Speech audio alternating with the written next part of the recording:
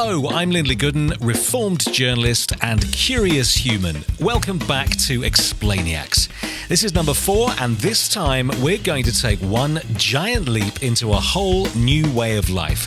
How can you transform your mindset, your habits, your lifestyle, and shut up the little voice in the back of your head that keeps telling you that you're just not good enough? This time we're talking motivation, well-being, being better at what you do, and we're also talking ducks. That's right, ducks. With one of the UK's top motivators and wellness wizards, here's Pete Cohen, author, presenter and coach, the founder of My365 and just a thoroughly decent human being. Explainiacs Biography. Pete, I've known you for years, but other people may not have known you for years. What on earth do you do? Well, apart from being your brother from another mother, True. Because I was just looking at the fact that we do look quite alike, especially in the head department. That's true. What exactly do? I suppose I'm just fascinated by what goes on in between the two ears. Yeah. You know, as they said in Star Trek, right? To boldly go where no man has gone before. I kind of want to go inside the experience of being a human being and try and make as much sense of it as I possibly can. Yeah. And share that knowledge and wisdom with people, because I think more than ever people do need a little bit of help, because I think a lot of us are struggling, and some of that struggle is possibly a little bit unnecessary. Giving people a sense of control is a really important motivator. Welcome to being human.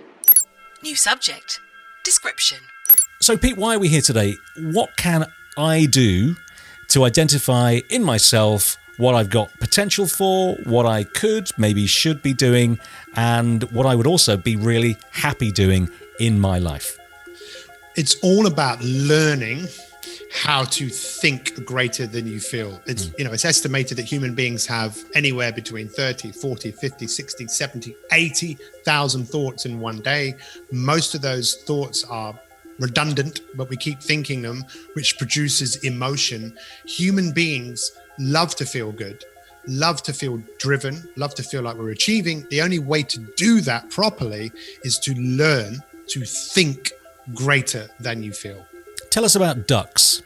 So the quality of our life comes down to the quality of the communication that we have with ourselves. Most people don't communicate with themselves very well because there is a voice in their head, and for many people it is like a duck that just quacks away, telling you, don't do this, that's not going to work, blah, blah, blah, quack, quack, quack, quack, quack.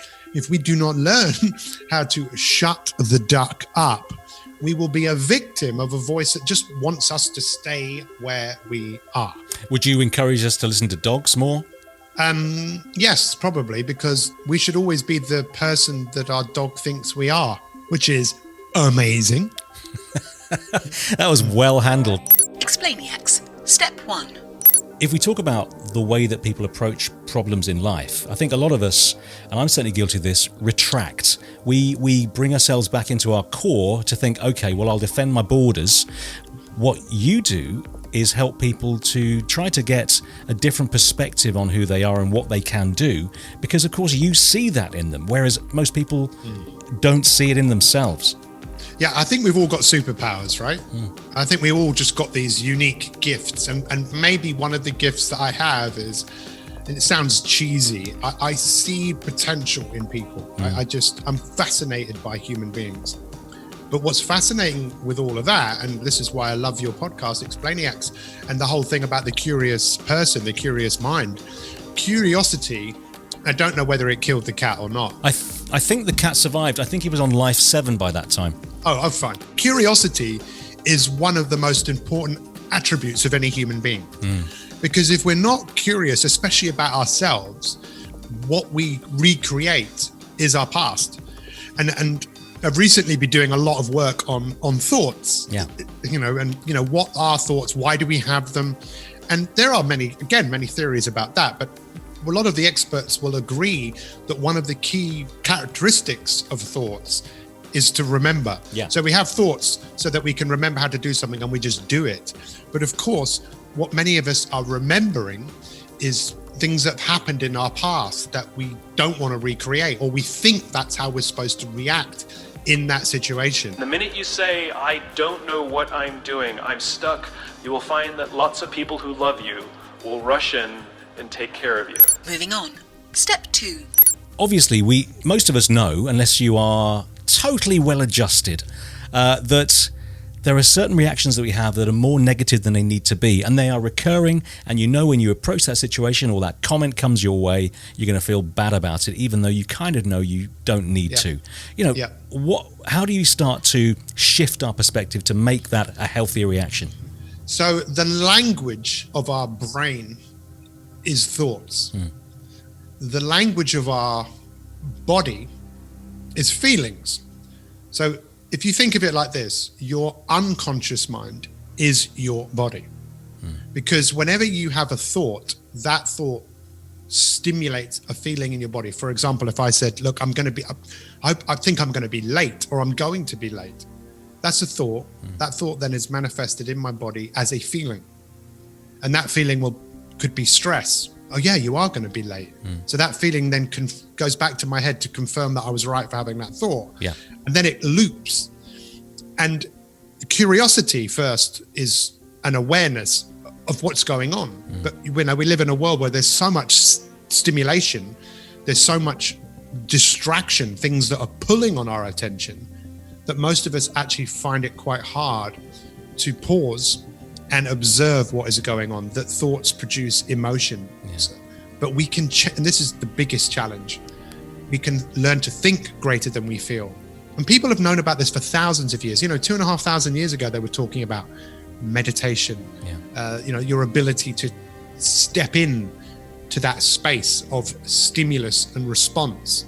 And there is always a space, but the way we're living our lives today, it's not particularly nourishing. And I think that's why a lot of people are experiencing poor health, poor energy, because we're not really designed to live in the world that we're living. We're kind of trying to fit into a world that's mad. As human beings, we have become pretty shocking at taking care of ourselves.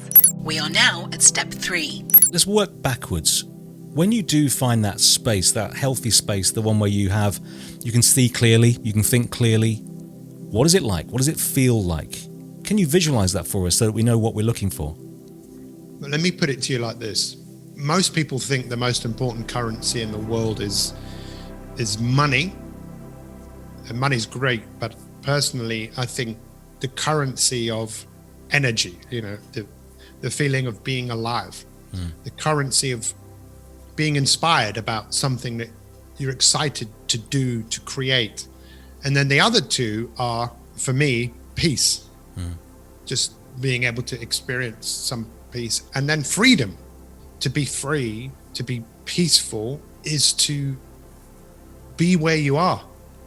Rushing around, trying to achieve something, trying to do something, and often we just want to do something and move forward, but to do something is not necessarily going to be at all nourishing. Well, when you look at people who are what some people say, quote unquote, happy, it's not that they're necessarily happy, it's they are fulfilled. And Martin Seligman, he's one of the forefathers of personal development, they used to measure happiness by how satisfied people were. And then they looked back through the years and they could see that life satisfaction was actually going down. So happiness wasn't necessarily related to how satisfied you are. He then kind of completely re-looked at this whole thing and started looking at happiness about wellness, and wellness being related to fulfillment. So he has an acronym called PERMA, P-E-R-M-A. And P stands for positive emotion, right? So being positive is important, but it's a bit overrated. You don't have to be super positive to be fulfilled. So that's one. The E is engagement. Being engaged in things, like being engaged in this conversation. You might be listening to this podcast and be engaged in it. R is about relationships, having relationships with people that you can connect with, people you can be yourself with, you feel comfortable in their presence. M is meaning, feeling like there is meaning to your life, meaning to what you're doing. And A, believe it or not, is achievement. Human beings, we are what the Greeks called teleological. We need goals. But if you're achieving goals and you're not enjoying the process, That's not fulfillment. That's success without fulfillment. Please prepare for step 4. There's something that you've been involved in since I've known you, actually, and that's the physical side of things. Actually, the exercise, being good to yourself in mind, but also in body, that's important too. And why? Why is that important? We are definitely driven by our emotions, right? So if we don't feel like doing something, we will not do it. Yeah. So we are not hunter-gatherers anymore. I don't know if you've ever seen hunter-gatherers, I don't know, on Wimbledon Common, or, they're not there anymore. We know that movement is good for us. Of course we know that. We know that's what this thing is designed to do. But my challenge to everyone here is don't wait to feel something. The inspiration you want to feel, you will feel it, but only by taking action. And what's fascinating about movement, research has shown over the last 5-10 years that your brain actually rewards your body for movement. In what way? Because when you move, your brain sees this going on and says, this is what we do. It gives you endorphins, it gives you serotonin, and some research is showing that our muscles secrete a hormone that is associated with hope.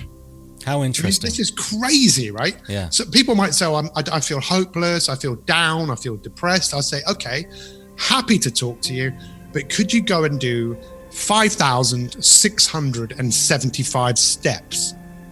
And when you've done those steps, come back and let's talk.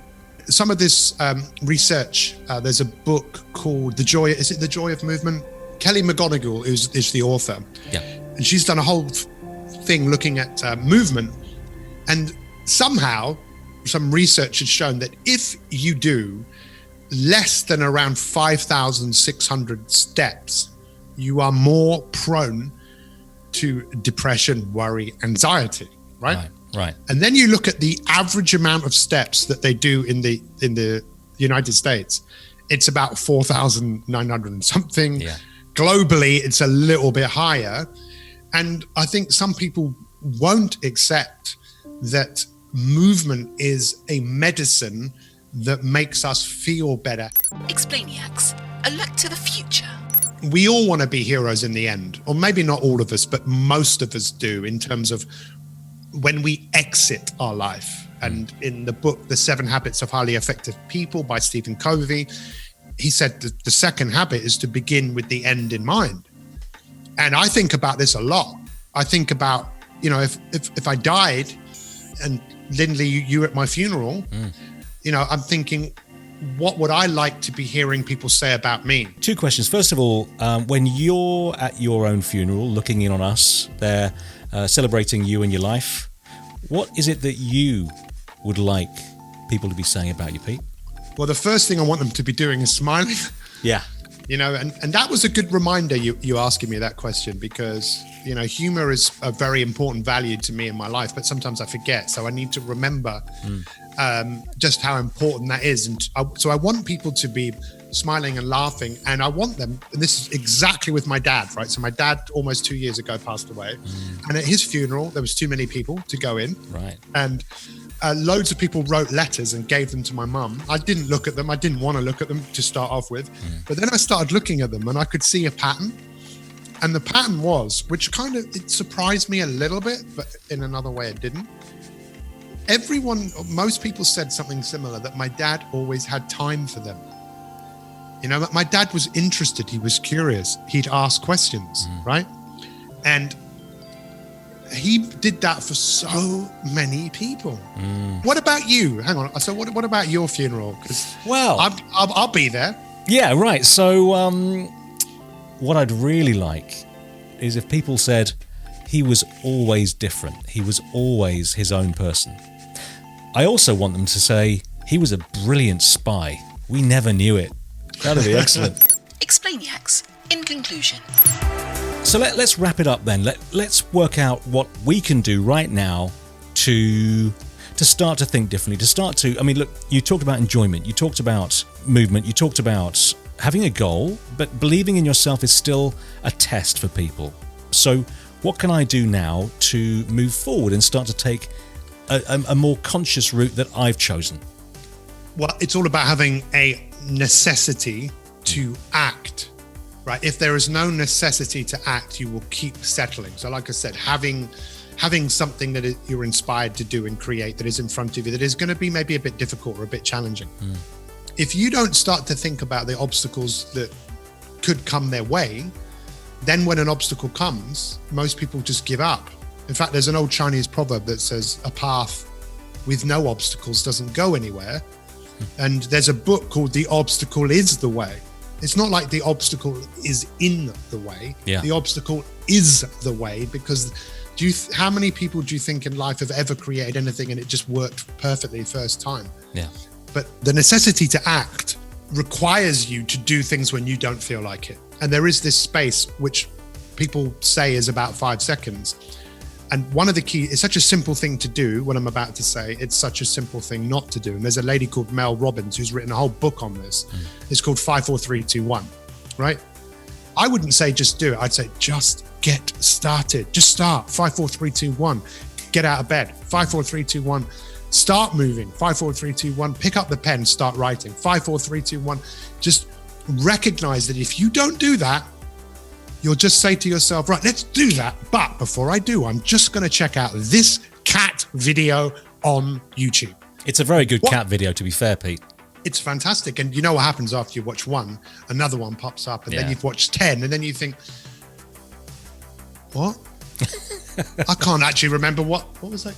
The necessity to act is gone. And, you know, success is all brought around from action. So have a bias towards action. Well, Pete, I've thoroughly enjoyed it. I hope that everybody listening to us has taken away some really useful personal enlightenment. There are certain techniques and books and references that we can take away, but I think the potential that we all have that we really often don't realize is probably one of the biggest things we'll take away from our chat today, Pete. Thank you very much. So I just want to say one thing, which is I want to thank you for the opportunity to be able to speak to your audience. And what I'd say to everyone that's listening to this, comment on this, let Lindley know, and get this out there into the world, because everything that we said here today and all of your podcasts are about creating a curiosity, creating an understanding. Let's do something with this, and then let's share that with other people, because that's what makes this world better. So I've said enough. Thank you very much. I've gone. Well, I am sorry to see you go, but you're absolutely right. It's time to head off, but not before I call out to you at home. I want to hear from you if you know an amazing Explainiac like Pete. They could be an expert in any walk of life, a business colleague, a teacher, a rocket scientist, or just the best cook yet to be asked to write a book. All that matters is that it's important, fascinating, or fun to hear what they've got to say. If it is, we're here to explain it. Just get in touch as ever at explainiacs.com and we'll jump into their world too. For now, stay healthy and stay happy, and I'll see you next time. All the best. Goodbye.